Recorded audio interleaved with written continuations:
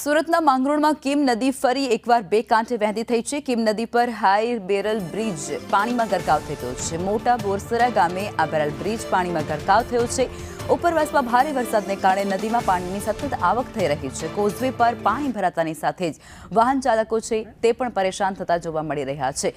કીમ નદી ફરી એકવાર બે કાંઠે વહેતી થઈ છે। કોઝવે પાણીમાં ગરકાવ। સંવાદદાતા નિલેશ જોડાઈ ચૂક્યા છે, વધુ વિગતો આપશે। નિલેશ, અત્યારે કઈ પ્રકારની સ્થિતિ છે? કોઝવે પાણીમાં ગરકાવ, લોકોને કઈ પ્રકારની હાલાકી?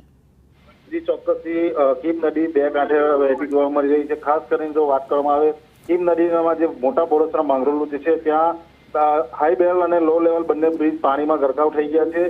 ઉપરવાસમાં વરસાદને લઈને કીમ નદી બે કાંઠે જોવા મળી રહી છે। કીમ નદીના જે નીચાણવાળા જે ગામો છે ગામોને પણ એલર્ટ કરવામાં આવ્યા છે।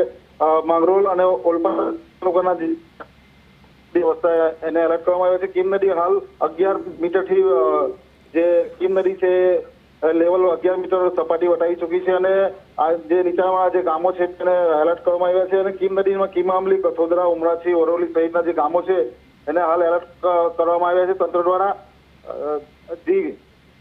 જી આભાર નિલેશ।